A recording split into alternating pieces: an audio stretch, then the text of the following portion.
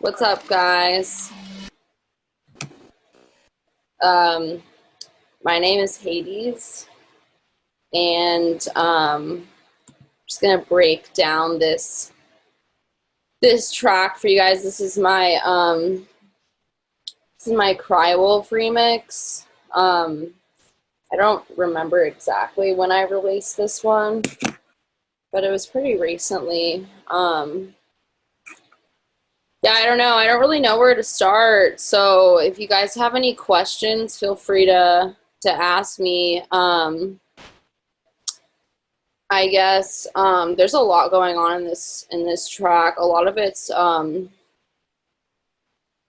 let's see, a lot of it's audio because I was doing a remix. So I guess I should just play like some of it for you. Hold your breath as it covers you.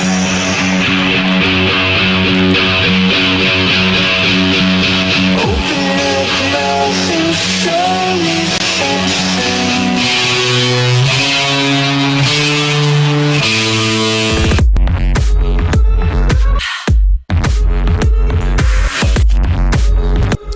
Okay, so I have a lot of different ways. Somebody said, how do you make them, River Orion said, how do you make them basses? So actually, a while ago, like probably a year or two ago, I kind of just set up a template to give me like a jumping off point wherever, like whenever I start a track. And the template is more or less like what you see here. Like I have a drum group, and yes, I know I'm still on 9. Please don't roast me for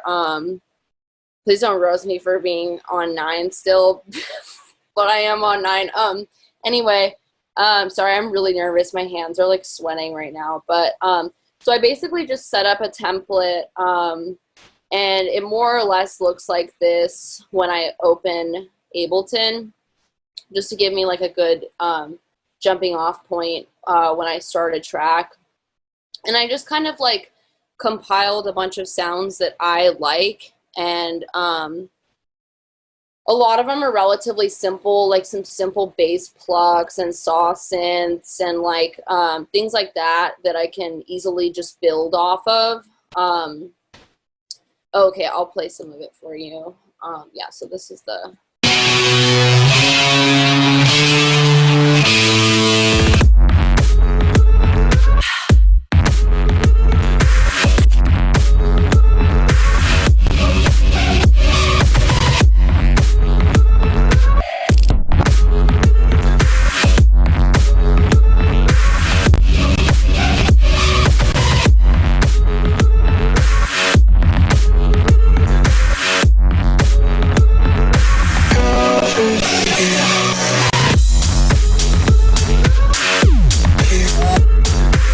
So that's the drop, and then the break is more or less just this.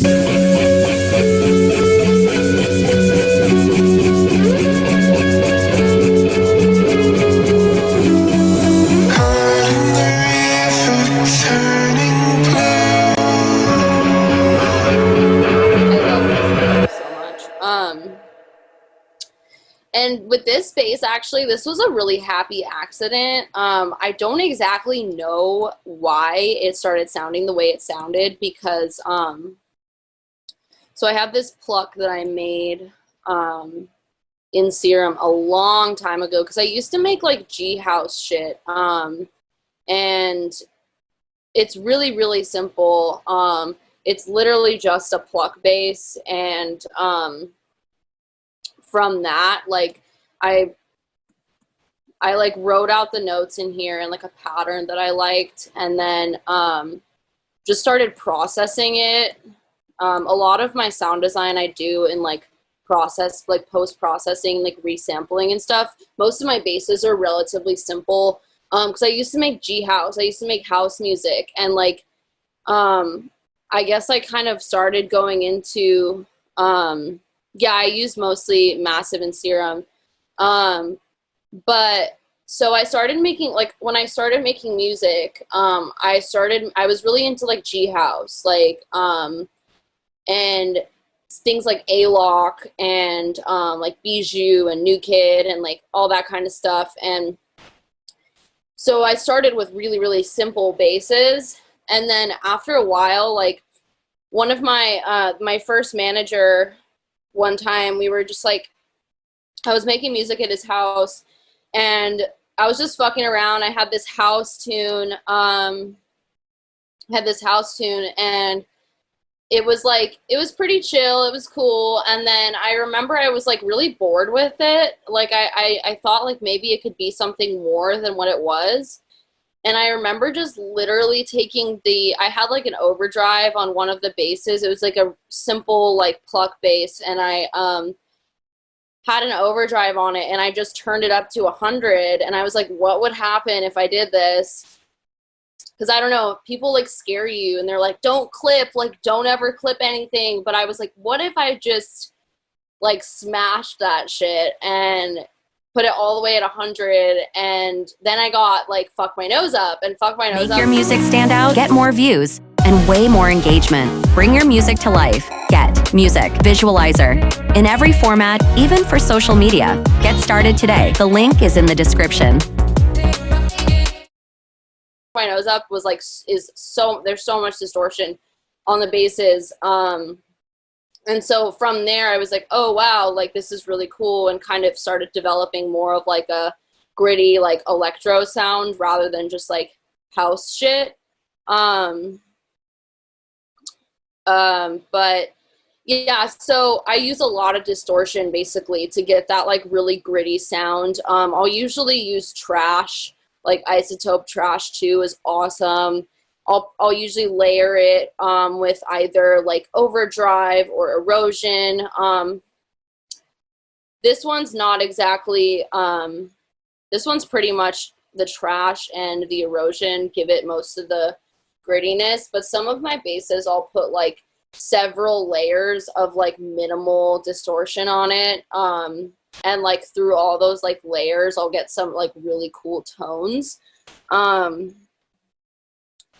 But yeah, and then can you describe G House more? I guess G House, I guess G House, it's just like gangsta house, you know what I mean? Like it's just, it's like darker house music. Like a lot of it has like rap vocals or like hip hop samples. Like the first like G House song I made was with a Biggie vocal. And I guess to me it just is a little bit darker than regular house music. But in theory it's really no different. Like the BPM and all that stuff is pretty much the same. It's like 124 to 130 typically. And I don't know, I usually would make stuff that was a little bit slower. I always kind of gravitated towards like slower stuff. I mean, now obviously most of my music is like between 90 and like 110, but I would always make my house music, I would always make it like 122, like 120, 122. Yeah, Mala's a really good example. Like good G House, I would say, is like Mala, Bijou, New Kid. A-Lock, I wouldn't really say is G House, but a lot of my inspiration came from A-Lock. Yeah, I guess that's probably the biggest qualifiers for G House. It's basically like hip hop house music. But yeah. As far as this specific bass goes, honestly, it was like I never intended for it to sound this way. I was going for a lot different of a sound. I made this a while ago, so I don't exactly remember what I was going for, but I just put trash on it and, layered it with like a couple OTTs and erosion and like a limiter. And I don't know if it was a glitch or like what happened, but it just came out sounding like this. And I was like, oh fuck, that sounds really tight. Oh yeah, I guess Bela, excuse me, sorry, I can't talk. I guess A-Lock would be considered Brazilian bass. I don't really, Elvis, how do you arrange your basses? Sorry guys, I'm so nervous right now. Like, if I sound like a fucking retard, like, my bad. But you guys are choosing to watch this, so like, whatever. But okay, so how do you arrange your basses without sounding forced? Okay, I really like this question. I was really hoping somebody would start asking me about arrangement because like sound design is tight.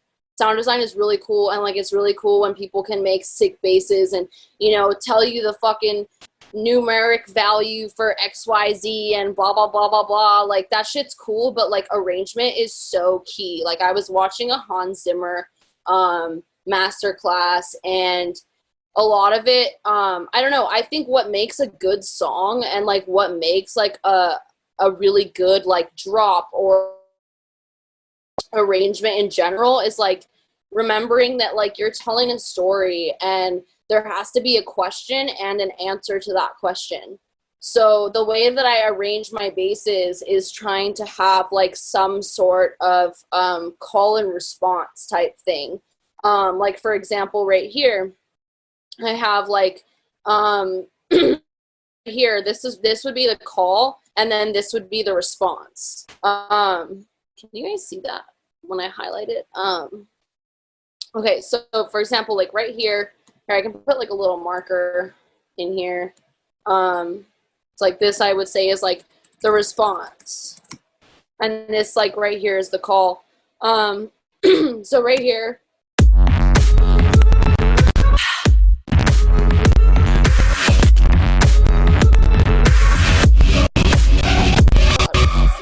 Shitting on right now. Sorry. Yeah, let me just freeze this really quick.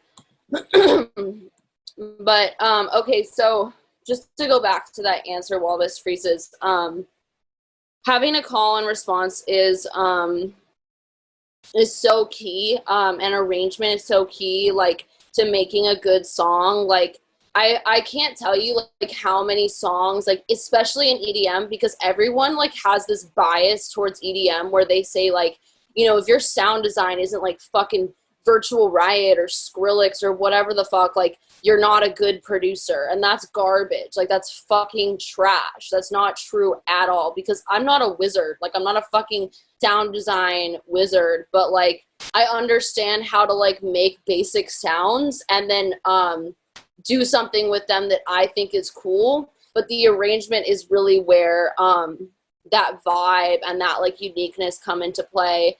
And I don't know, I just feel like phrasing is very important. Sorry guys, I'm like reading the comments. Phrasing is really important. Like I come from a classical music background, and you have like a main idea, right? Like you have a like let me show you right here. So this is a good, I'm just gonna delete this little marker, right? So you have like a main idea, and the main idea runs pretty consistently throughout the drop, but these two areas, like this first 16 bar section and this second 16 bar section, are both different phrases, and each phrase has like its own beginning and its own ending. Like in classical music, you would have what's called a cadence, which like ends a phrase. And in EDM, I feel like that's where you have like fills. Like for example, I'll have typically every 8 bars is where I'll add some sort of differentiation between the phrases. Like after this 8 bars, I bring in the hi-hats for this 8 bars. And then I'll have like a drum fill right here to break up these 2 phrases. And then I'll add, like here, you can see in the drums, I'll either add a fill or I'll like drop out the drums during the end of a phrase. And then I will bring it back with the hi-hats to keep that energy going, but I'll add like a second hi-hat. Like here I have 2 hi-hats. Hold on. Here I have 2 hi-hats instead of the 1 right here. And then I just do things, because the most important thing is like when you have simple ideas and like simple bases, like keeping movement flowing is like the most important thing. So like every section, at the end of every phrase, I'll do something slightly different. Like this one, I dropped out that second hi-hat, and then I bring it back here and I drop it out again here, and then here again is the end of the phrase. Let's see. Somebody said, do you start your writing process with writing your bases? No, I don't necessarily start with anything. It really depends on like where my inspiration comes from. A lot of times I will hear a vocal that I really like and start with that and just start writing chords under the vocal. I don't know, I'm a piano player, so like a lot of times I'll start with like an intro or with like chords or something melodically, and then I'll usually start moving into like a drop. Very, very rarely do I start with the bass and start with a drop unless I like legitimately have like a specific idea that I'm trying to work on. And that's happened a couple times, but like very rarely do I start like that. Let's see.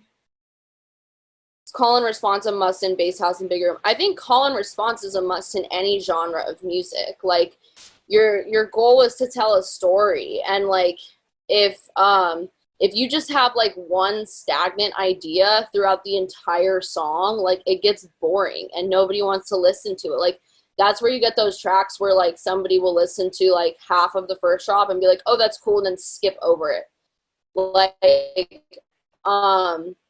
I think the key is like to have like one small idea. So like what helped me learn this was that I had this one track that I made, and my ideas were all over the place. Like I had like 20 different ideas. There was like a drum and bass drop and like a dubstep drop and a house drop and like all this random shit in one project. And my old manager was like, he was like, delete everything except one 4-bar pattern. And I was like, what? Like, are you fucking serious? Like, I worked so hard on this.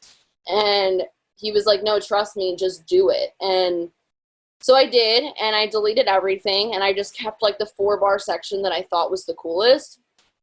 And he was like, okay, now like copy and paste that, like, 8 times or 16 times or however long you want the drop to be. And in the break sections at the end of the phrases, like just vary it a little bit. And even if you look at classical music, like if you look at sorry, this is a long-winded answer, but I think it's important to know, like when you look at classical music, like in sonata form, like with Beethoven and fucking Mozart and all those dudes, all those OGs, like, so sonata form starts with like it's the exposition, which is like the main idea. The exposition would be equivalent in EDM to like the intro and the drop. So like the main core idea. And then you have the development, and the development would be kind of equivalent to the break, because it's still maintaining the integrity of the main idea, but like building on it and expanding on it a little bit more. And then you would have, in a sonata, you would have the recapitulation. And the recapitulation is quite literally like a repeating of the main idea, but like expanded.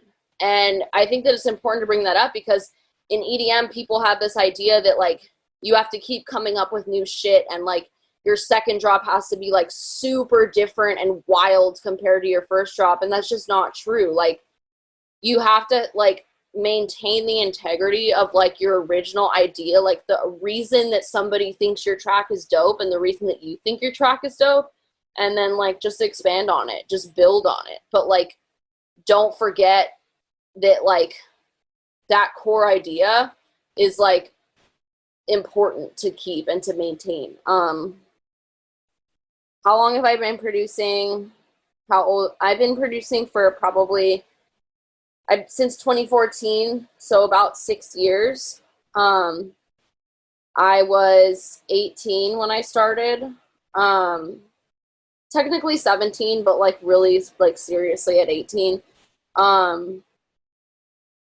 but I've been playing piano my whole life. Like I was classically trained and for like 15 years, and I've been playing piano my entire life. Was there an artist that inspired you or influenced my sound design? Honestly, like I love so many different types of music. I grew up on punk rock, and I love like that really gritty, like raw vibe to it. And so there's that, and I also love like Justice and Boys Noise, and I love really heavy bass music, but I also really love electro. So I was kind of like, I don't know, I guess trying to like fuse my tastes in music into like what I was good at. Because originally when I started making music, like I wanted to be like a fucking drum and bass producer, dubstep producer, because that was what was cool. And like everyone around me was making that, and I really wanted to be good at that. But like naturally I'm just better at making house music and better at making electro type stuff.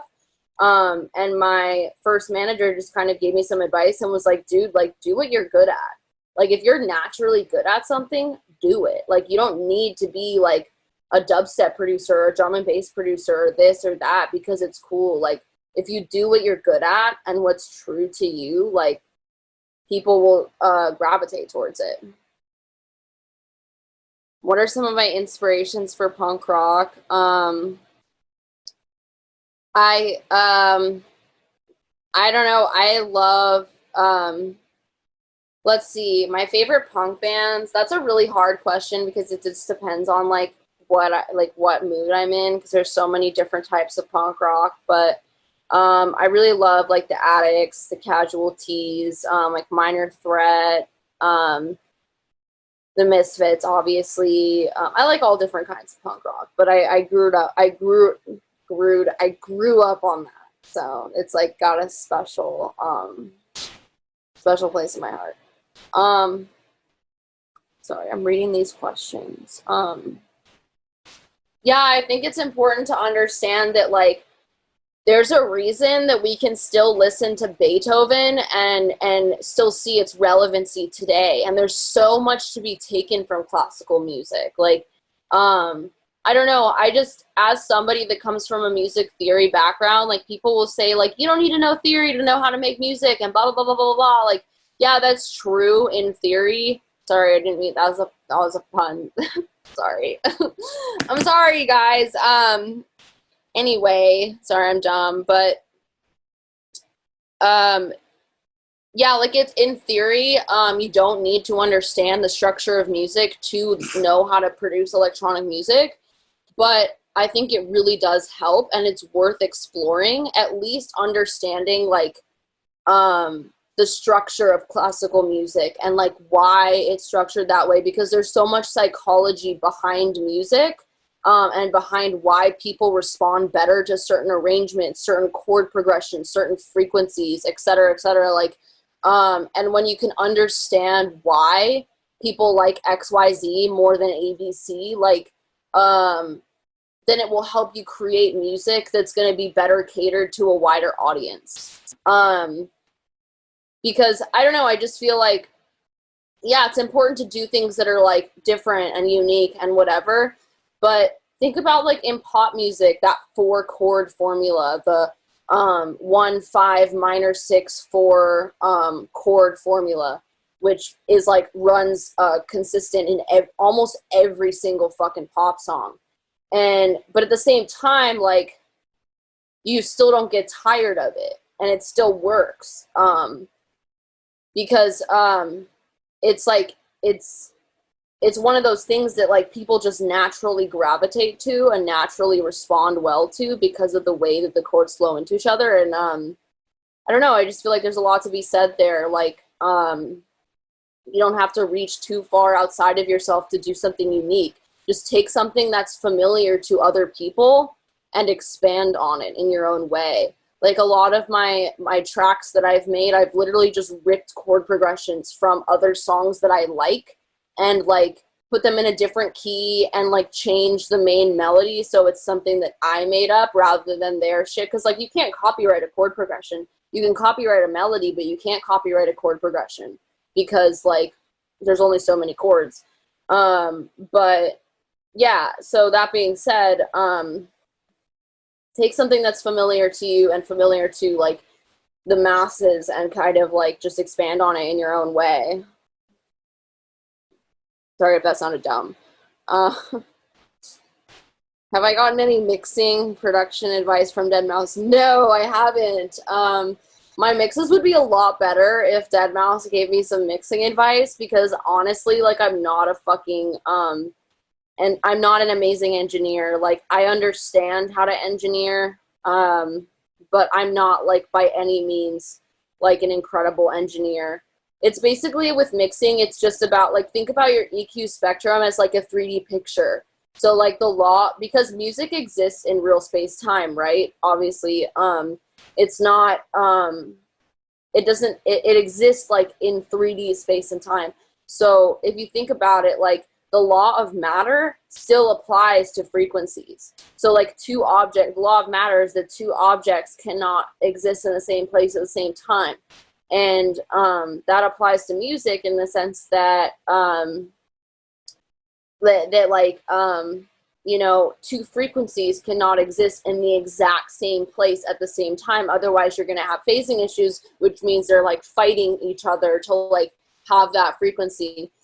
So when you're thinking about mixing, in my personal opinion, it's just about like your EQ spectrum is like a box and you have like all these items and you like want to fit every single item into the box and have it or be arranged cohesively. Rather than having it's they're like delicate items, so you can't put them on top of each other because they'll break each other, you know. I don't know, that sounds like a dumb analogy, but that's how I like to think about it.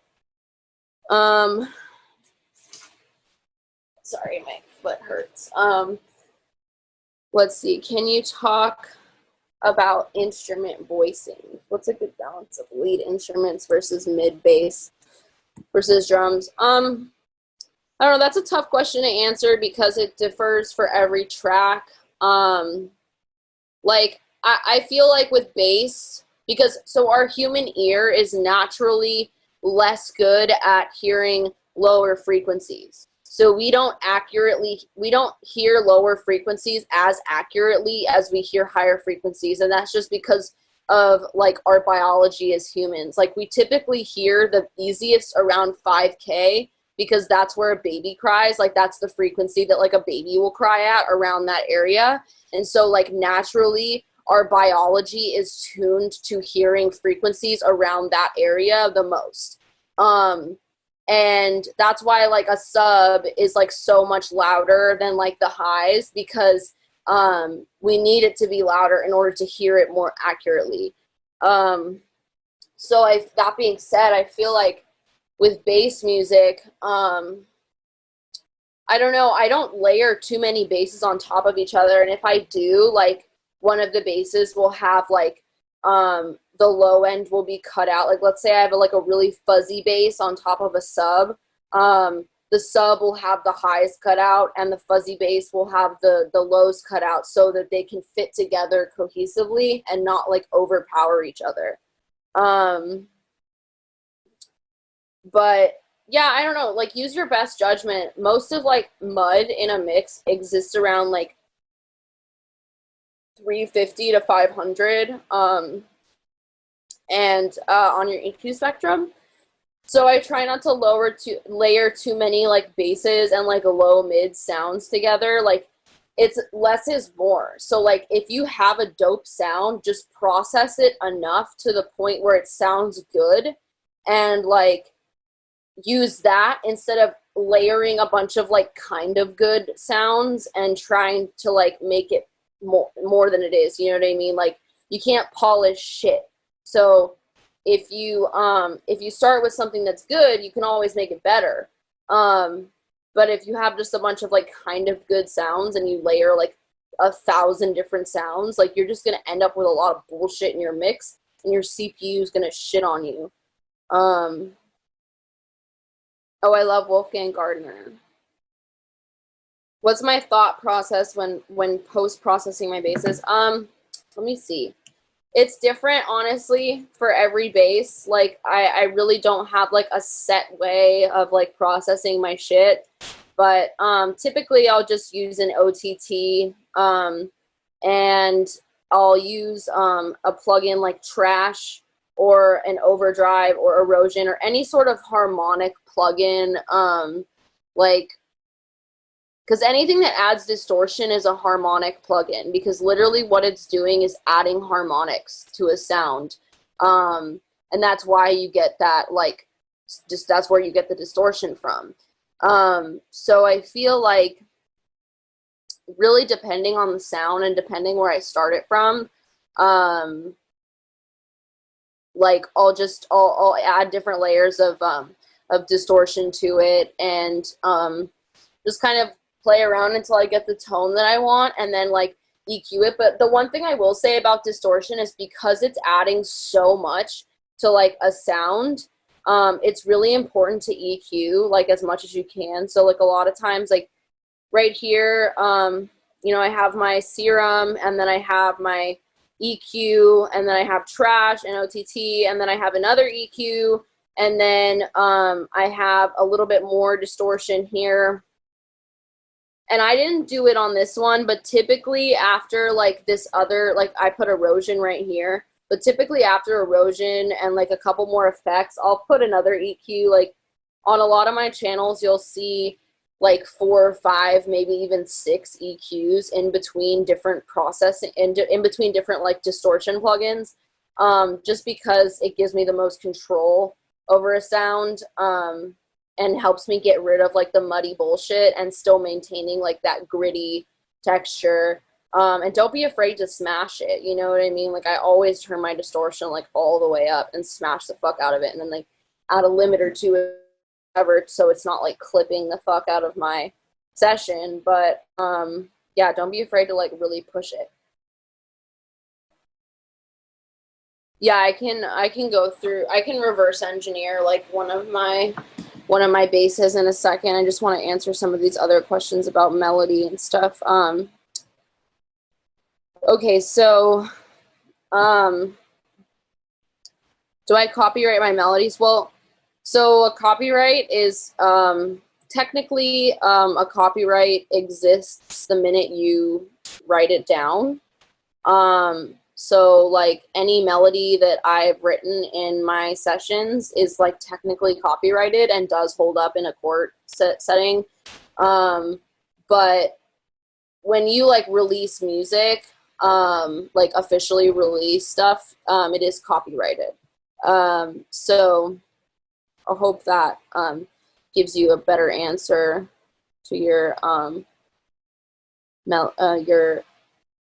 your question. Sorry, my brain. What are my thoughts on subtle deviations from the norm in chord progressions? Well, so I mean, you can do whatever you want, honestly. But there is I don't know, you can do whatever you want. Like music is all relative, you know. And if you think it sounds good, the rule of good audio is that if it sounds good, it is good. So I don't know. I feel like if you think it sounds good and you like the progression, then by all means go for it. And there is ways to like change keys and like use chords that are not necessarily from the key that you're writing in, but like still make it sound good, because music, like I said, is all relative, like in terms of like the circle of fifths and like relative major and minor and stuff. So like a C major chord still exists in A minor scale, even though it's A minor, not C major, because they're relative to each other, which means they have the same key signature. But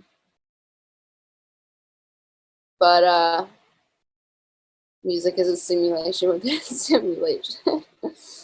That's a good question about the kick.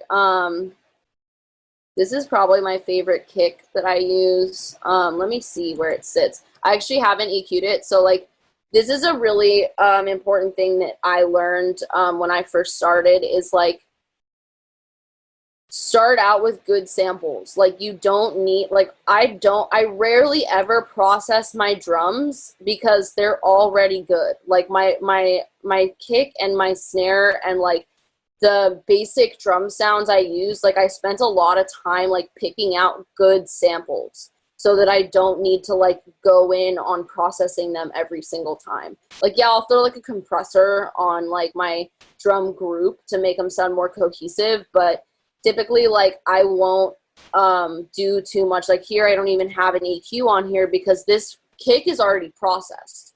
Like the sample is already EQ'd and the sample is already like saturated a little bit and compressed a little bit to the point where like I don't need to do that. But just for the sake of your question, let's see where this one sits. So, so that kick, the fundamental of that kick is probably going to be somewhere around. Oh my god, why is this? Okay.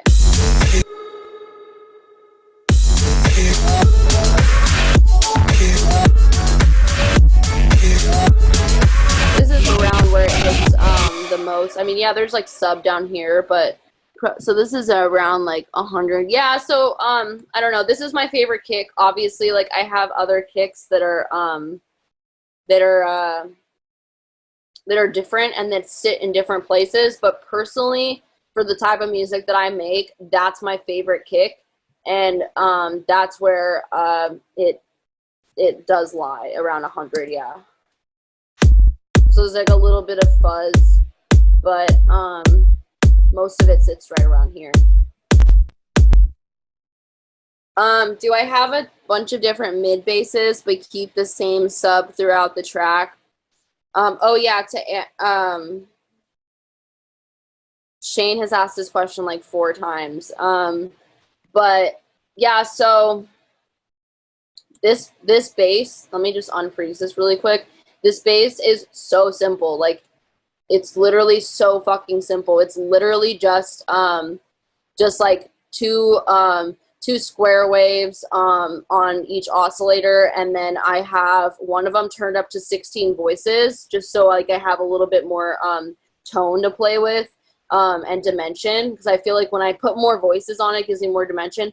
But this one is put up an octave, like this one is raised up an octave, and this one is down an octave. So this is like the lower one, and this is the higher one. And the reason I have the higher one set to 16 is because the lower one at 16 makes it a little bit muddy.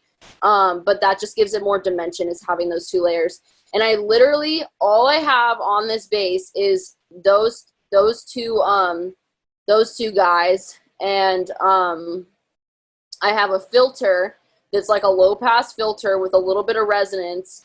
And that filter, that cutoff is mapped to LFO, my first LFO. And my LFO is just like a curve like this, like, because it's a pluck. So, when I open up this filter, you can hear, hold on, I actually have to like turn off all this shit. Turn off all the distortion. Just, for some reason, my side chain, I need to.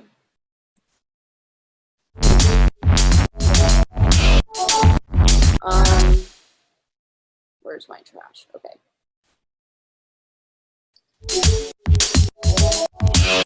So it's like really simple. It's just a pluck. And it's just a very simple pluck. And this LFO is mapped to the cutoff. It's on trigger, which means that right here it's set to trigger. So that means that like every time a new note hits, that it's going to start over this cycle. This like LFO cycle is going to start over. So that's why I have like all these little notes, and I just kind of like programmed them into a pattern that I like and that sounded good to me. And when I open up this filter a little bit, it's like it's less plucky, because the filter is really what gives it the pluck. The filter mapped to this LFO. is really what gives it the plug. But yeah, like I said, it's super fucking simple. Like I have some distortion on it, a little bit of a phaser, and a multi-band compressor on here. And then obviously in addition to all of this processing on here, well, let me just click that. So in addition to all that processing I have on it after the fact. And hope that answers your question. What am I vaping on? It's a Juul, actually.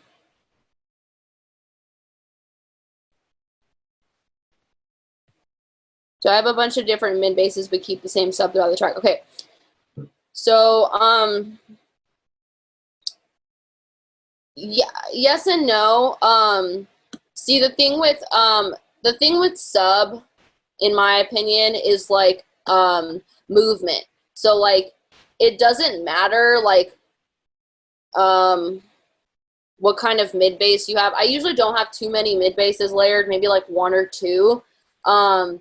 But if you have a separate sub, make sure the modulation in the sub is the same as your bass. So like for example, if I have a patch, like a serum patch, let's say I have like this track and I wanted to make a sub for this track, I'm literally just going to copy it. I'll do it right now. So I'm going to copy and paste, just going to duplicate this serum track if I wanted to make a sub for it. And I would delete all of this shit. Delete all of it. So I just have, and I will keep the EQ, but I'm obviously going to change the curve. But what I'll do is I'll just take this here, the same exact modulation, same like LFO modulation, everything, and I'll just go in here. I'll go to Analog Basic Shapes, and I will, wait, hold on. Oh yeah, here we go. Sorry, I haven't done this in a minute. Wait, hold on. Wait, how do I? Fuck, I forget how to do this. Basic shapes and oh yeah, here we go. I couldn't remember if it was up here or down here. And then I'll change it to a sine wave. So that's the wavetable position. So if you go to basic shapes, you can just kind of choose between like your basic curves, and I'll just go to a sine wave and I'll turn off the other oscillator, and I'll typically turn off the effects. I might keep a little bit of distortion, but so that's usually how I'll make a sub. Yeah, because I just want, for your sub, you just want like a clean signal, like you just want a clean like sine wave signal. But at the same time, you want it to move in the same way that your mid basses are moving. So I keep like the filter, I keep the LFO curve, I keep like the curve of the envelope, but just remove all the other shit that I had, and then that will be like a perfect sub for whatever bass I have. But yeah, and I always use OTT. Yeah, OTT is great. Can I talk about finishing tracks? Yeah, I'm really bad at finishing tracks. Honestly, like that's probably the last 15% of a track is really difficult for me. Just because I get so annoyed and so like over it that I'm just like, fuck, I do not want to fucking do this right now. But I think that, I don't know, I feel like at least what's been helping me lately is just kind of just remembering that I can always start new shit, but like if I get too caught up in new things that I'm making, I like won't finish other projects. So like just kind of forcing myself to like knuckle down and fucking finish a project is key. Because when you finally like push through that last 15%, it's like, okay, cool. Like I can breathe now. I can make other music that I'm like inspired on. I want to make, but I don't know. It's tough. You kind of just have to like push through it and just do it, you know, like just put it into action. For sampling of vocals from a film or something, what's the best way to go about it? Film vocals need to be given permission, or my only thing is understanding. So, it used to be a little bit easier. Now, with the age of like digital music, they changed the law. I can't remember exactly how long like a sample you can use typically for like without getting without it being like technically illegal. But it's like such a tiny amount of time. Like it's almost impossible to like use anything that like I have sampled movies and Make your music stand out, get more views, and way more engagement. Bring your music to life. Get Music Visualizer in every format, even for social media. Get started today. The link is in the description. Video games and stuff in my tracks, and like if you're releasing it independently, like go for it. I wouldn't recommend trying to put it through distribution if you're releasing it independently. Like I would just recommend putting it out for free, like a free download, because like if it gets taken down for copyright, whatever, you run into issues when you're like trying to make money off the streams and you're like sampling something that you don't have the rights to. But what was I gonna say? But yeah, I don't know, because sometimes I like really do love to sample like music, I mean movies or like video games or things that I love, and sometimes I'm just like, fuck it, I'm just gonna release it for free because like I like this so much and it really adds to the vibe of the track. But I've had to take a lot of movie samples out of my music for labels because they don't want that shit, because you can't like legally you can't make money off of something that you don't have the rights to, even if it's like a tiny one-word sample.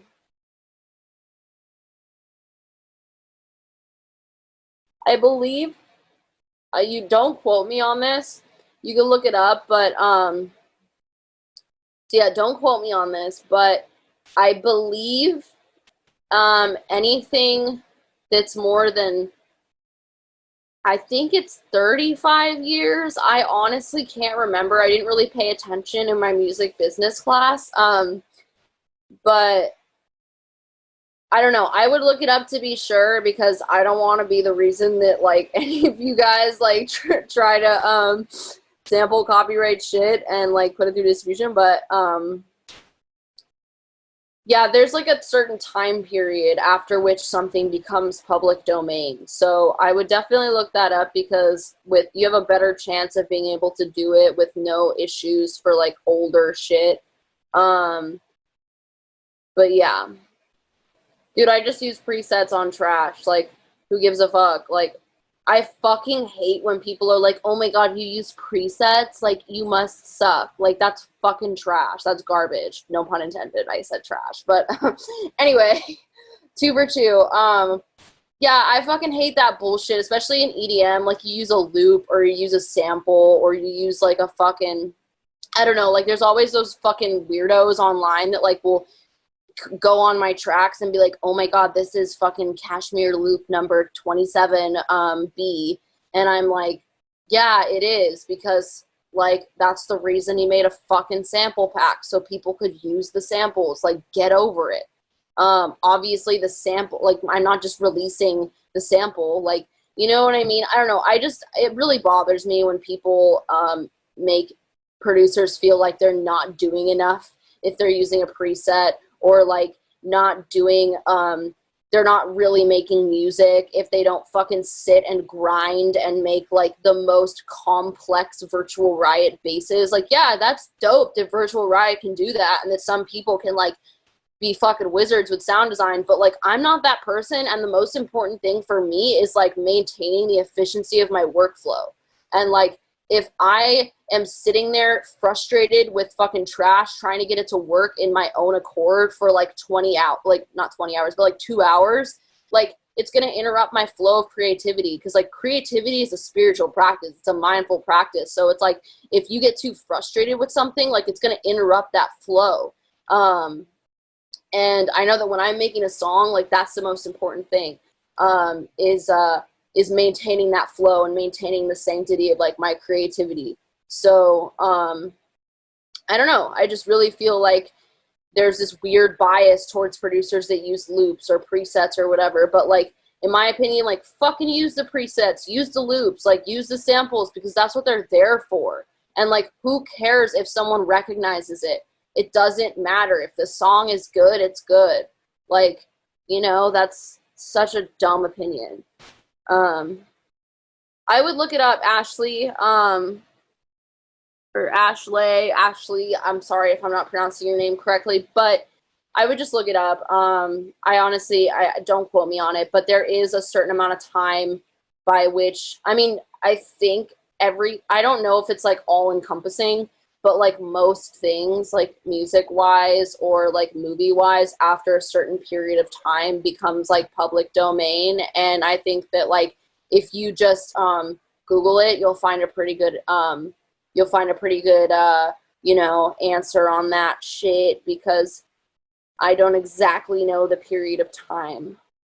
You can use presets on whatever the fuck you want. Literally, like, it doesn't matter. A lot of times if I'm stuck with something and, like, don't know what I want to add to it, I'll just open Serum and, like, scroll through presets until I find something that I like, and I'll just, like, either reverse engineer it and do something different or, like, add to it. I don't usually use presets that are, like, just straight presets, but, like, if I'm stuck on a track and, like, don't know what to do, sometimes I'll just scroll through presets until I find something that I like and, like, just kind of add to it or tweak it or fuck with it. Like, that's what they're there for. And, like, anybody who tells you that you can't use presets or you can't use samples or you can't use loops because it makes your music not as good or makes you not as good of a producer, like, that's dumb. That's fucking dumb. Sorry, but, like, that shit's stupid. Oh yeah, creativity is 100% a spiritual process. So I have this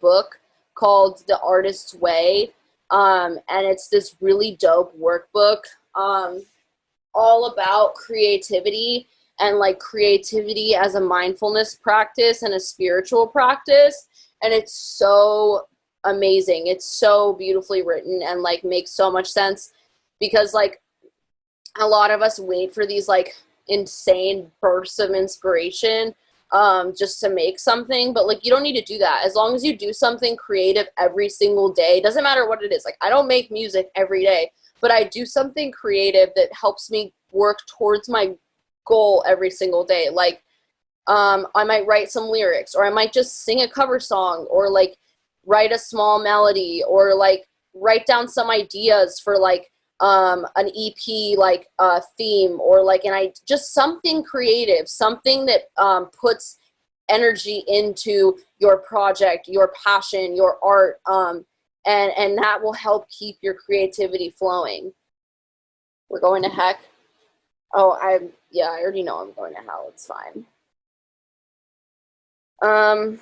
But yeah, I mean, honestly too, like with vocals, a lot of times, like when I have something that I really want to sample that I can't necessarily get the rights to, I'll just say it myself, or like say a variation of it, or like paraphrase it in my own voice, just like record it on my iPhone microphone, and like put it in my track. Like Fuck My Nose Up, for example. The whole inspiration for Fuck My Nose Up was I Do Coke by Feed Me and Kill the Noise. And just because I felt like, I don't know, it's just such a classic in terms of dance music. Everyone knows that fucking song because it's so like edgy and weird and like cool and ironic. So I wanted to do something kind of similar, and that's where I got the inspiration for Fuck My Nose Up. And I just recorded that into my iPhone speaker and like put it into Ableton and like added some distortion and just processed it and some compression, some EQ, and that was it. The War of Art is an amazing book. I haven't finished it because I have ADD like a motherfucker, but like yeah. No, I haven't done the morning pages yet. I just started it. But it's really incredible. I'm like working towards getting more frequent with the morning pages because sometimes I just forget. The name of the book is The Artist's Way. Oh yeah, no, I mean the reason samples exist is to make workflow easier. I mean look at hip hop. Like hip hop is all sample based. Like some people in hip hop like fucking shamelessly like rip samples and shit. And like that's totally cool because like I'm not out here to prove to everyone that I'm the most original person that's ever made music in the history of humankind. Like I'm just trying to show people like my vision and my art and my passion in the way that's true to me. And if that means using a fucking loop or a fucking sample, like, so what? Who cares? Like, any of those weirdos on the internet that pick you apart for that are just whack and they don't matter. And they're probably just salty because, I don't know, whatever. But like, that shit's whack. And, I don't know, like, more power to you if you're the type of, because I know producers like this, like Virtual Riot, for example, like, he is an incredible, incredible producer. Like, he is a fucking wizard. But, like, my brain just doesn't work in the way that his brain does. I don't know, just, like, I'm naturally, especially being a woman, like, I'm naturally a lot more right-brained. So, like, I'm a lot better with like arrangement and melody and chord progressions and like writing lyrics and top lines and stuff like that, just because biologically that's what I'm better at. Like men are inherently more left brain than women. So like my boyfriend, for example, is like super, super, super good at like sound design and engineering and like all the mathematical technical shit. And like naturally, like I have to work harder to like do that better. And I don't know, it just comes more naturally for me to like things like melody and top lines, like et cetera, et cetera. But yeah, so if you're like not amazing at something, like that doesn't mean you're not a good producer. And like more power to you if you're the type of person that can like hear a sound and just engineer it immediately. Like that's awesome. That's fucking dope. But like not everyone is like that. And when 90% of you making a song is about like keeping your creative flow going, like use a preset, use a fucking sample, use a loop, who cares? As long as it's not like, you know, as long as the song isn't just that loop and like it's just you're using it to like build your idea, that's totally fine. Like my Disarm You remix, I used a fucking loop on the intro and the break. Who cares? Like, it doesn't matter. Sorry to burst people's bubble, but it doesn't fucking matter. How many hours would I typically spend on a single track? How often would you expect to have something finished and released? I mean, it really depends. Like, there's songs that have taken me literally like a year to finish, and there's songs that I finish in like 6 hours.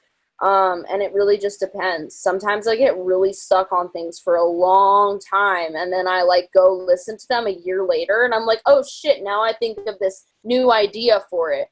But it really just depends on like where I'm at and like what I'm into at the time, like where my mind's at, whether I'm like feeling it or not feeling it. Sometimes if I'm not feeling it, I'll just put it away for a while and then open it back up later. I don't know, when I have deadlines, then there's a set time to which I have to like finish things and like have them done and released. But when I don't have a deadline, it'll take me so long to finish tracks sometimes. It's such a bad habit that I have, but like whatever.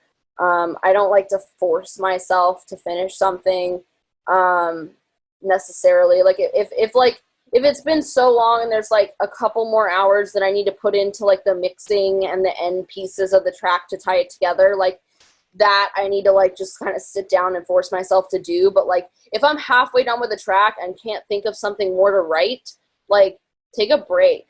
Like you'd be surprised how crucial sometimes taking a break and giving yourself a breath on something and returning it to it with fresh ears, like I don't know, a week, 2 week, whatever, how many weeks later, it's cool. Like there's no timeline for this, there's no fucking rush. Like one of the most profound pieces of advice that I ever got in my life was that there's no rush. There is no boat to be missed. Like, if you don't finish your fucking mid-tempo track tomorrow or your dubstep track tomorrow, your career is not going to be over. Like, take your time to make the best music you can. You know what I mean? Like, you don't have to crank out 72 tracks. If you have 5 fire-ass tracks, that is so much better than 70 half-good tracks. You know, like, it's important to make things that have depth and truth and, like that have, like, your truth and that means something to you. Like, all of my tracks mean something to me. I'm not the type of producer that's just cranking out songs just to crank them out. Like, music is how I stay sane, and music is a therapeutic experience for me. So, like, I have to create something meaningful. And if it's not meaningful enough to me, I'll take a break on it, and I'll give it a breather, and I'll come back to it later when I can, like, have it capture the meaning that I want it to capture. Oh my god, you have, yeah, my Rob Zombie remix is so old, but, like, yeah, I'm glad you know that one. Yeah, I'll probably do more metal remixes. I don't know, I feel like a lot of artists are just kind of doing it right now because it's, like, the cool thing to do, so I kind of just took a step back from that because I'm just, like, not trying to be, like, a part of a hype train.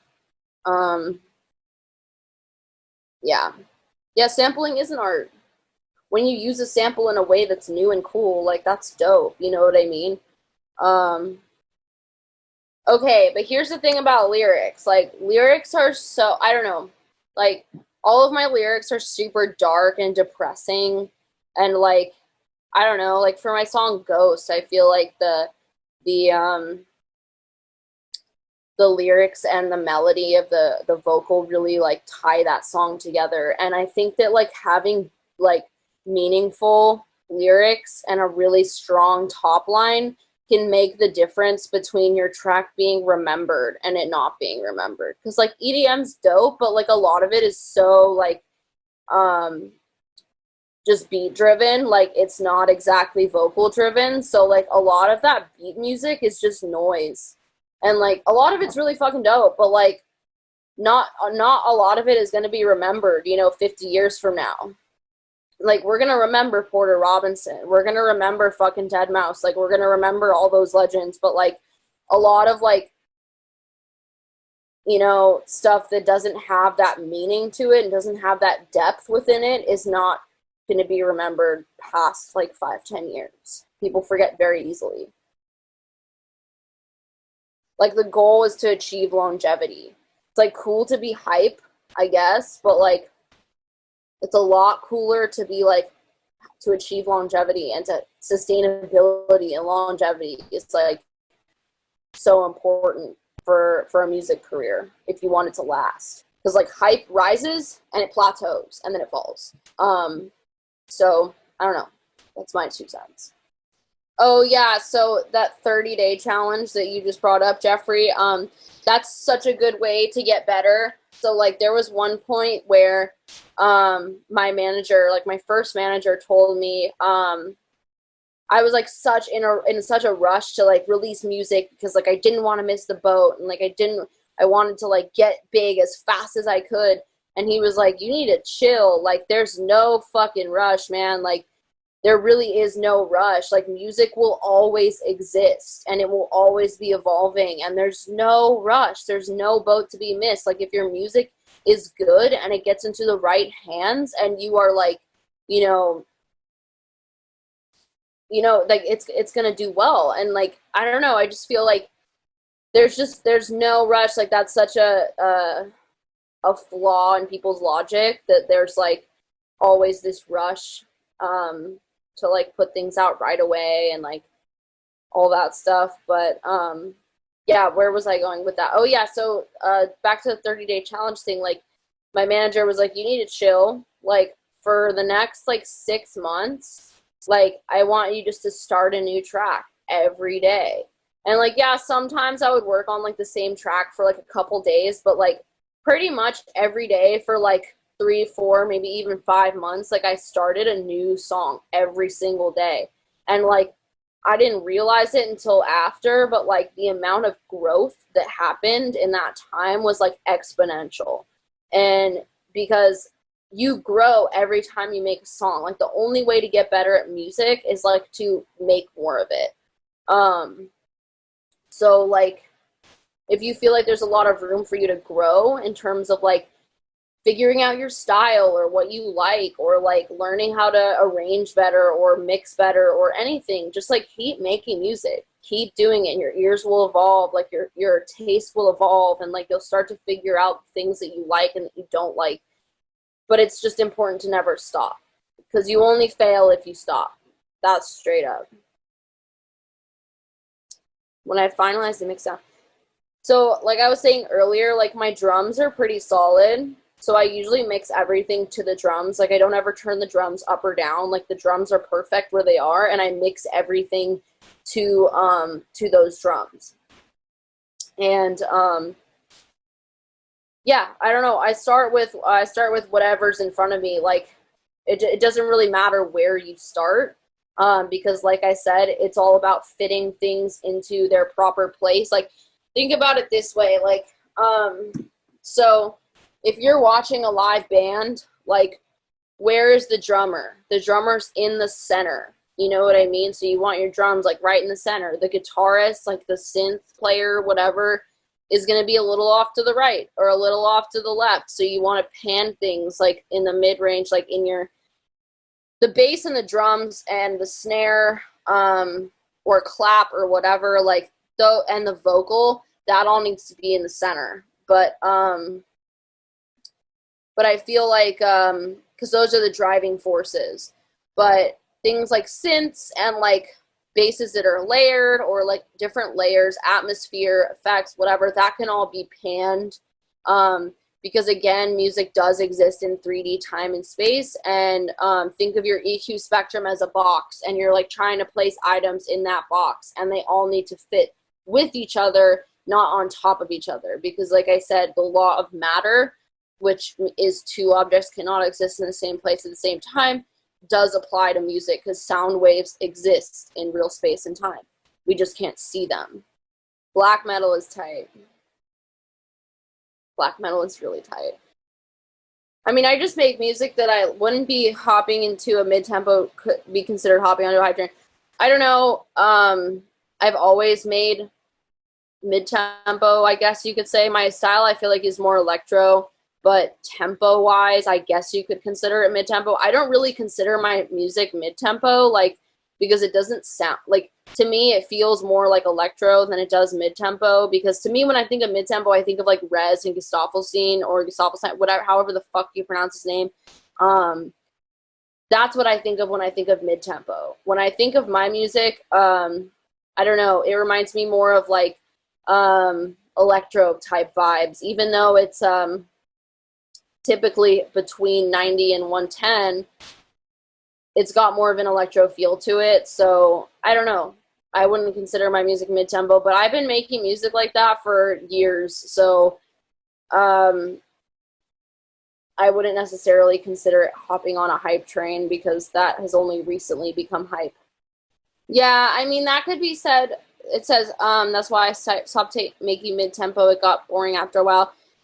As much as I hate to admit it, so much mid-tempo is so samey and so predictable. I like that word, samey. I mean, that could be said about any genre, though. Like, mid-tempo is just a lot newer and a lot less defined than genres like dubstep or drum and bass or whatever that's been around for a while. But yeah, that could be said for any genre. There's a lot of the same bullshit in every genre. Because I think people are so focused on making songs that like sound like Skrillex or sound like Virtual Riot or sound like, you know, XYZ, and like people, like right now people are like, I can't even tell you how many demo submissions I get that literally sound like a Rez track, like just recorded and spit back. You know what I mean? Like, there's so much of the same bullshit out there because people are trying to be people that already exist. And that's the thing, is like you can't be something that already exists. Like, I can't ever be Skrillex because Skrillex is Skrillex. And I can be inspired by Skrillex. That's awesome. Like, that's cool.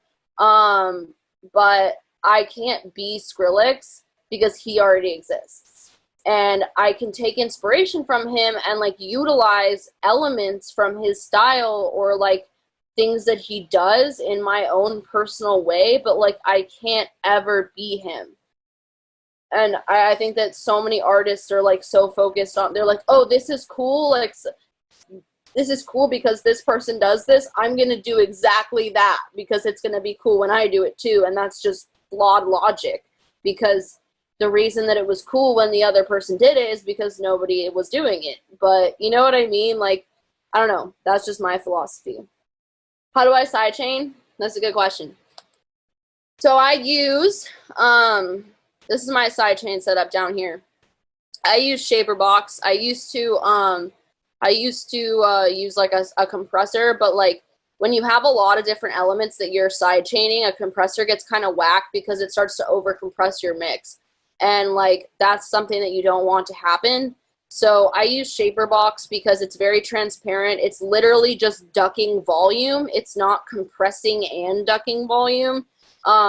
So basically how this is set up is basically I use Shaperbox. Shaperbox is awesome because you can customize the curve of your sidechain, but I have it on this sidechain track. And I basically have this trigger. This trigger is feeding into the track called Sidechain. Sidechain is the one with Shaperbox on it. And the trigger is the input is routed to the sidechain. So that being said, oh wait, sorry, the output, my bad. I said input. The output is routed to the sidechain. And here I have this MIDI trigger, which is playing on on every beat because it's a four on the floor track. So I wanted to sidechain. I wanted to pump on at a four on the floor pattern. So I have it like that. I don't know why, for some reason. I don't know if this is consistent with every computer, but like for my computer, for my Shaperbox specifically, this note C2 is the is the trigger note. So that's why I have it on C2. But basically, what I do is, so this this trigger is feeding into the sidechain, and then what I'll do here is I take the Shaperbox and I automate the volume mid mix, which basically is the dry wet. So like here during the intro, I'll show you. Let me just collapse a couple of these. During the intro,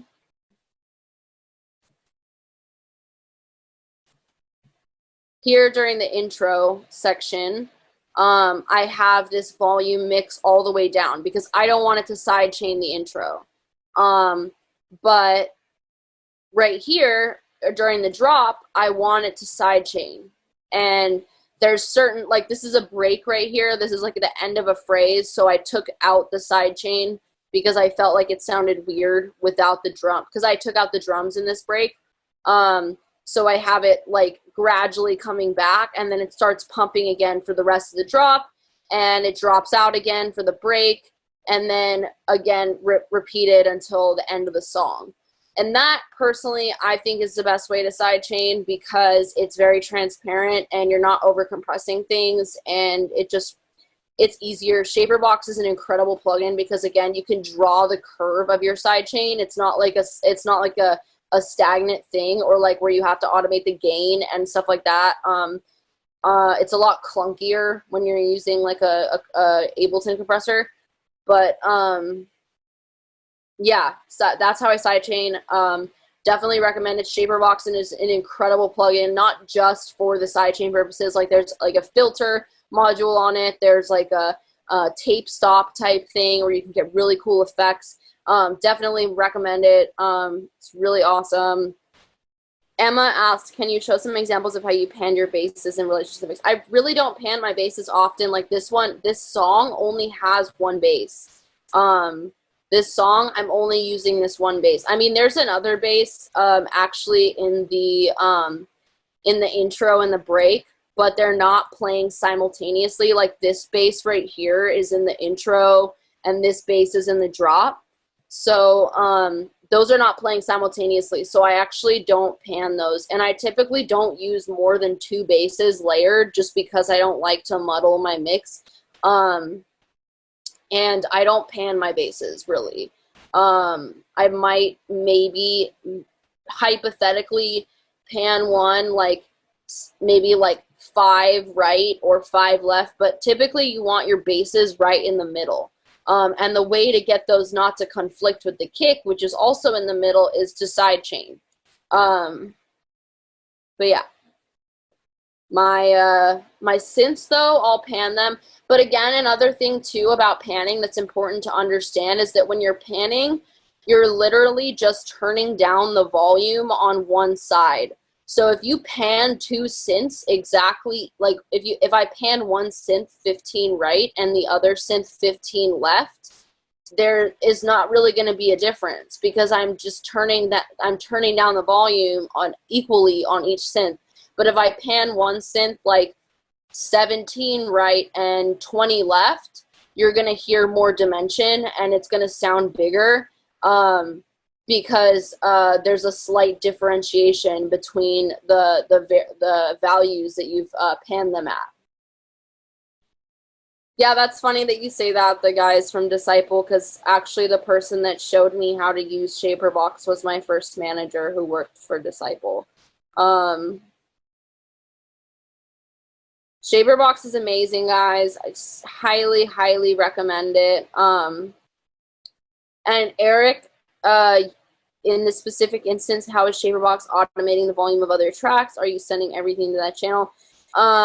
Yes, I am. I mean, obviously you can have different instances of it, but like I'm kind of lazy and I usually only use one instance of it. Like, let's say for example, I wanted to have one side chain that was like everything was being side chained to my drums. And let's say like if my vocal and my synth were conflicting too much frequency-wise in the mix, I might add a Shaperbox on the synth, so it side chains the vocal, so the synth ducks out a little bit when the vocal hits. That's something that I'll do sometimes. And out of laziness, sometimes I'll just use a compressor because it's typically only on like 1 or 2 synths that I'm doing that. But hypothetically, yes, you can use multiple instances of Shaperbox. A lot of people do use multiple instances of it, but I usually only use one. But yeah. You can use it on like you can use multiple instances of it. I just have it set up to where like I just have this one master side chain down here, and everything's being side chained to the same thing. Yeah, you would have to do the same kind of thing that I'm doing down here on like every instance of it. Like you would have to have a different trigger for every instance of it. But I don't know. I'm lazy, so I just have one right now, and this track is relatively simple. But if I was doing something more complex or, like I said, had issues between my main synths and my vocals, I might use another instance of it to duck out the synths when the vocal's hitting so that I could hear the vocal more. Okay, good. I'm glad I'm explaining things okay because sometimes I feel like I sound really dumb, but it's fine. Well, I don't know. I feel like Electro, Farhan said, whenever he looks for Electro, I see Electro House. I don't know. I feel like Electro and Electro House are 2 different genres, subgenres, whatever. Just because, I don't know, I feel like Electro to me is a little bit slower. electro house, and like Make your music stand out, get more views, and way more engagement. Bring your music to life. Get Music Visualizer. In every format, even for social media. Get started today. The link is in the description. and like complextro and stuff is typically like 128, 130. But like when I think of electro, I think of like 110, 115, 120. So it's a little bit slower in my head. I don't know. Don't crucify me for saying that if I didn't get it exactly right, because I know people are super snobby about that shit, but whatever. That's just my opinion. That's just my opinion. When I retire one day, I'm going to be living in the middle of fucking nowhere with a bunch of horses, because I fucking love horses, alright? Not speak to another human ever again. Let's see. You can actually send up an instrument rack with multiple ship. Oh my gosh, I didn't know that. That's smart.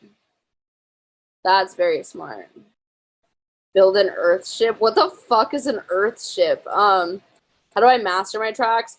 Okay, so I'm not a great mastering engineer. Like, by no means am I an incredible engineer either. Like, I know how to mix, and I do, but like I would not consider myself like an engineering fucking god or whatever. I know how to make things sound good and understand how to do it.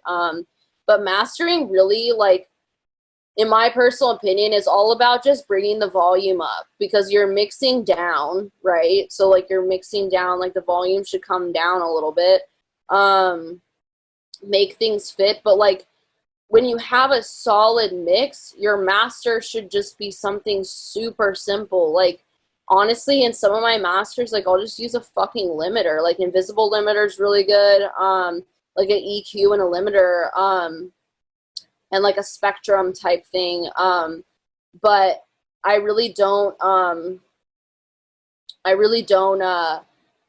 don't do a lot in terms of mastering.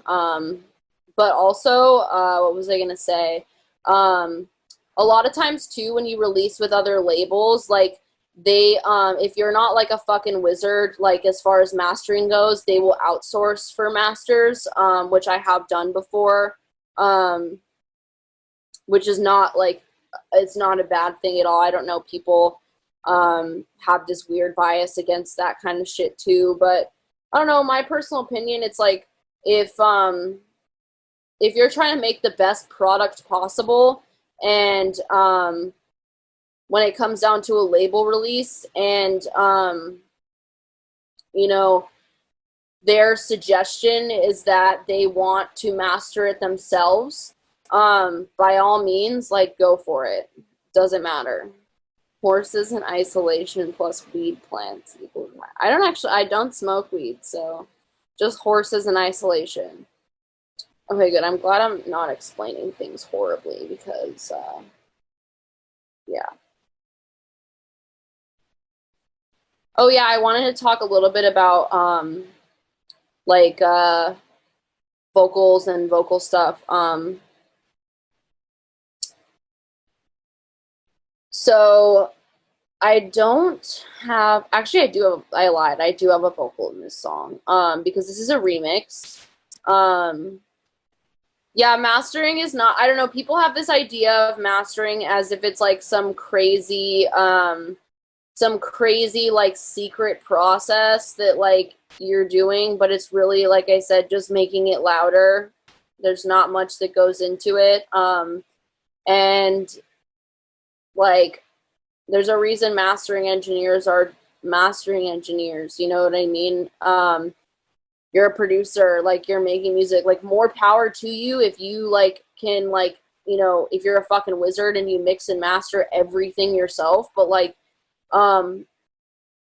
that's just not everybody, and that's totally fine. Even if you look at pop music and hip hop music, like, most mixes and masters are done by like a team of people, and that's not a problem at all. It's just, like I said, about making the best product possible. Yeah, so really quickly, I'll get into vocals, and I want to talk more about arrangement, because I have a lot to say about arrangement. But so with vocals, typically what I will do is, depending on what kind of vibe I'm going for, what do I have in here?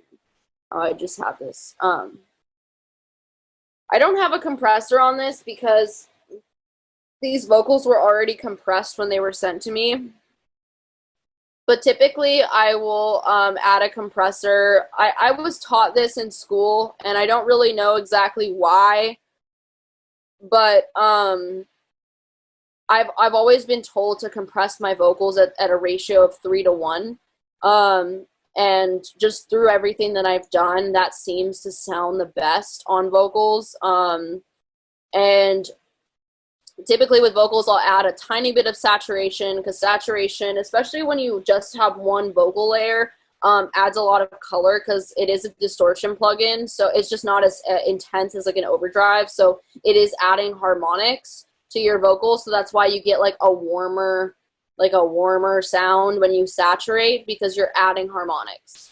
And so when I put a saturator on and a compressor, I'll EQ a little bit. Typically I will remove, I didn't do it in this one because, like I said, this is a remix, so these vocals I didn't record. They were already sent to me by Crywolf with the processing that he did on them. So I didn't have to do too much. Or in this one, you can actually see it better because I added effects, and so I'll typically remove all of this low end, because even though you can't hear it, like this low end, if you don't remove it, sometimes it can still muddle up your mix. So I'll typically remove that, and then this was kind of where what I'll do is I'll take like one of these parametric boys right here, and I'll just like sweep through the mix like as it's playing. I'll sweep through. Let's take the break. And I'll sweep through it.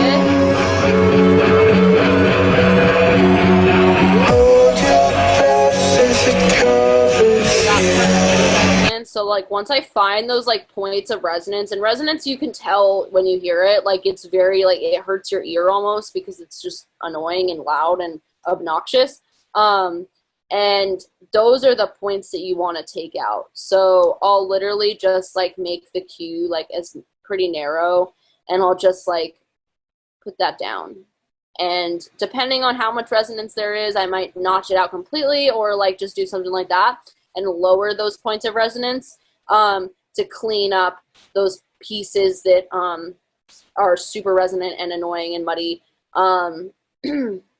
And here, like, there was a little bit I wanted to add on the high end, so I put a little bit tiny shelf EQ, and these are just different points of resonance that I heard that I notched out, and that's typically what I'll do in terms of a vocal. I raised the gain a little bit because it was really quiet when I got it with a utility, and I added some erosion just to get like kind of some cool, like, I don't know, erosion's a cool effect. Really don't know what it does. Not gonna sit here and act like I know exactly what it does, but like it sounds cool, so I put it on there.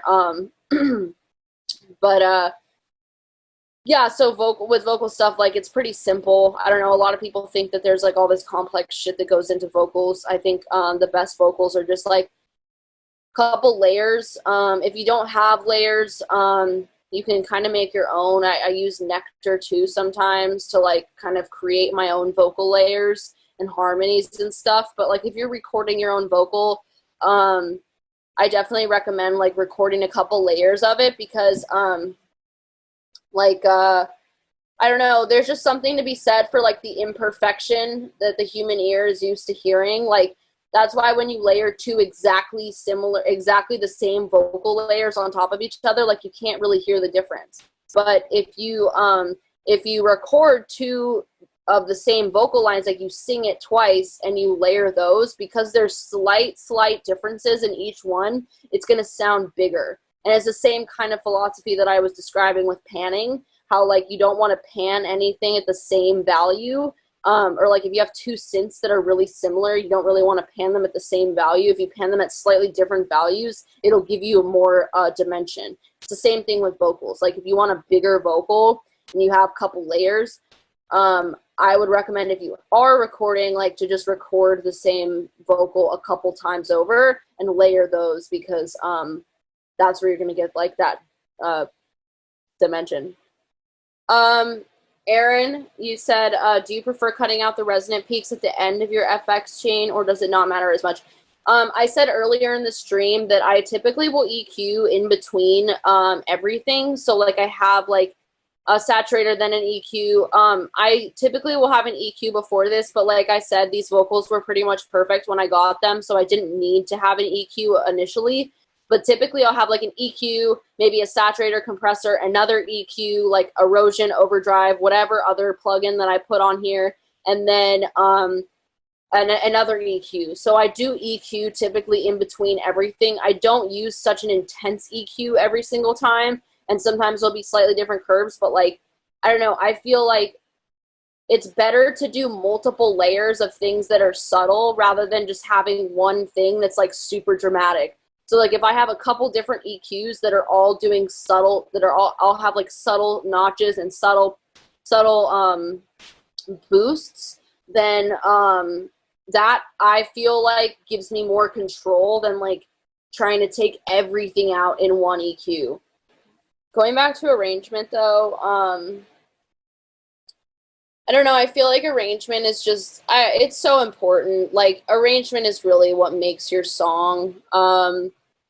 And like I said earlier, sound design is really cool, and more power to you if you are like a Virtual Riot type sound designer where you can just make anything you want. But like, it's really just about like writing a story, you know what I mean? Like, think about a book. Like, this is an analogy that I really like. Like, think about, when you think about a book, like, there's the main character, right? And there's maybe like a few supporting characters, aka like your main idea, and like a couple other synths or whatever, drums, hi-hats, perks, whatever. But like, that whole book is about the same characters. You know what I mean? Like, the story evolves and it grows and it changes, but that main character is present throughout the entire story.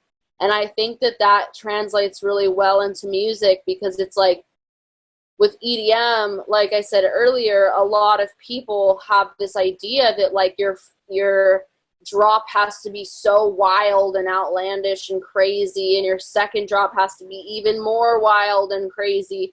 And it's like, no, it really doesn't. Like, the elements that you have in like your main idea, like that main like 4 to 8 bar loop of your drop or your intro or whatever makes it like, whatever draws you in, preserve that, because there's a reason it's good, and there's a reason you like it, and there's a reason other people like it. It's really just about expanding upon that idea and moving that idea through your story. You know, that's how I like to think about it, because you really are telling a story, and like, you want people to like not sit there and listen to your song and be like, oh, I really like the first drop, but I don't like the second drop. You know what I mean? Because if your music is cohesive and that in the integrity of your main idea is preserved throughout the song, people are going to like the whole song. And that's just the truth. At least in my experience, that's the case that's what I've ran into the most. Like, people might like a different drop more than the other, but like, if you preserve the integrity of that like main idea, that like main line, that main piece of the story that like made it whatever you like want it to be, or whatever, sorry, that main piece of the story that made it like that made it dope, that made it consistent, that made it good, people are gonna enjoy the entire piece. When I have a good intro, do I have any good ideas to spark inspiration for a drop to go along with it? Yeah, I don't know. I think that sometimes making a drop is the hardest part for me, because like I said, I'm really good with intros and melodies and stuff, but sometimes writing a drop can be really hard. I don't know, a lot of times I'll take the same MIDI that I have in like the intro. Like let's say I have a synth melody that I really like in the intro, and I'll put it into one of my basses and just kind of experiment with it. And fuck around, like maybe keep the melody but change the rhythm. You know what I mean? Like, does that make sense? Maintaining the melodic idea, maybe expanding on it slightly, but like maintaining the main melodic idea and putting it down a few octaves into a bass, or like changing the rhythm. So it's like, I think I did it in here too. Yeah, so this note, like this bass melody right here, is relatively similar to this guy. These two melodies are pretty similar. And I think that's actually what I did, is just copied and pasted this onto this, and then changed the melody, or changed the rhythm slightly, and maybe put a note up or down a few octave, or put a note up or down an octave or two, and just kind of fucked with it a little bit. You don't really need to do something too out there. Yeah, it is really easy to get carried away with variation. That was something that I made a big mistake on when I first started producing. I thought I had to have like a million sick ideas in one song, but really, like, you have one main idea, just expand on it. You know what I mean? You can make more songs with more cool ideas. But if you have too much variation, there's not going to be a piece for people to lock onto. Like, pop music is so simple, and it's still good. Like, simplicity does not mean it's bad. Like, less is so much more. But yeah, so I like to think about it like you're looking at a pop song or a hip hop song. Like, you have a hook, you have like a verse, you have another hook, you maybe have a little break, like bridge, whatever, but it's simple. It's all about that main idea, that main piece that pulls people in. And yeah, we're making dance music, but like the philosophy still applies. Yeah, I definitely have confidence in your story and your work. Just try to communicate your truth. Like, it doesn't like have to be the most crazy sound design, the most crazy this or crazy that nobody's ever heard before. Like, a lot of the best music out there is based off of things that we've already heard. Yeah, thank you guys for keeping me busy with questions, because I was really nervous that nobody was going to ask me anything, and I was just going to sit here like, not even knowing what to say. I love you guys. Thank you so much for listening. I hope it was somewhat helpful. And yeah, just remember to do what's true to you and do what sounds good to you. Don't get caught up in what people think you should do, or what people these weird biases that have been created from in EDM, especially about like sample and presets and all that shit. Like, who gives a fuck? Like, you're just here to make music. It doesn't matter how you do it. Just fucking make music. There's no right way to do this. Oh, I just love Demon Slayer. I'm sorry, but I love that outfit so much. Like, I'm probably going to wear it at many more shows, because I love Demon Slayer, and I'm obsessed with it. And I love anime, and I like cosplay, and why not just, do it at the same time as DJing, I draw my inspiration from, I don't know, Deadmau5 is a huge inspiration for me. Obviously, I love a lot of punk rock. I like metal. I like rock. I like all kinds of music. Like, I even like country. I like fucking everything, because there is good to be found in every genre of music. Like, I feel like a lot of people are very caught up in their ego when it comes to music. And I think one of the keys is like to let go of that ego and what people say is good or bad, or like, this is going to make me look stupid for listening to it. Like, fuck that shit.